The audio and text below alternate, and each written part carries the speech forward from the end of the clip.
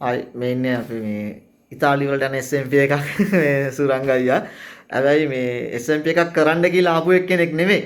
මේ නිකන් මේ පුෂ් කරලා ඇවිල්ලා පස්සේ ප්‍රොසෙෂන් එක දැකලා තමයි SMP එකට මෙයා ආස වුනේ. මේ එයාගේ ෆිනිෂ් කරපු වැඩේ තියෙන්නේ. හරි අපි මේ සුරංගයෙන් අහලා බලමු මේ විස්තරය යාගේ එක්ස්පීරියන්ස් එක කොහොමද කියලා ස්කැල්ප් අප්ග්‍රේඩ් එක අපිත් එක්ක කරමු මේ සෙෂන් දෙක අවසානයේ. අයියේ. ඔයතරම් මේ අර වාකියෝ වගේ මේක ලොකුවට කරන්න කියලා හිතාගෙන ආපු හේතුත් නෙමෙයි මටත් මගේ සහෝදරයෙක් තමයි වාගේ විස්තර ටික දුන්නේ.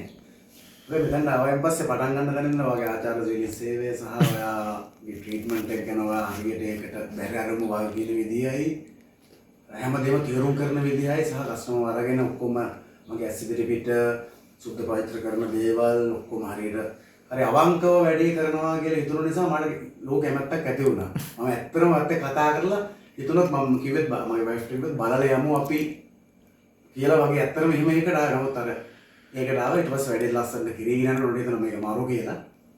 ඉතින් පළවෙනි එක කරලා ඔයා මට දවස් 4-5ක් ඉන්න කියලා ඒක බැලුවා මගේ කොහොමද මගේ හැසිරෙන රටාව ඇතුලේ කුණ්ඩේට කොච්චරක් දුරට මේක වැඩ කරනවද කියලා. ඊට පස්සේ දෙක කරායින් පස්සේ පිස්සු වගේ අර ලස්සනයි වැඩේ සාර්ථකයි.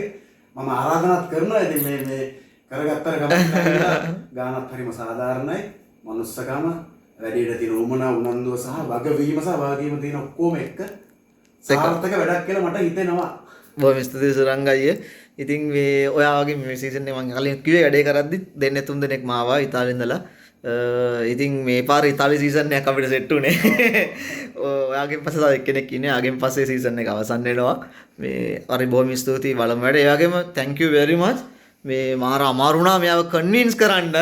මොකද මේ මාර විදියට බය වෙලා හිටියේ ගිහිල්ලා පැචස් ආවොත් මොකද කරන්නේ? ඒ වගේ ලොකු ප්‍රශ්න ගොඩක් තිබ්බ සුරංගයට. ඒනට ඉතින් අපිට එක්ස්පීරියන්ස් තියෙනවා මේ කට්ටිය කරන් ගිහිල්ලා තියෙනවා රටවල් වලට. මම ඒක යාට කිව්වේ ඒකයි.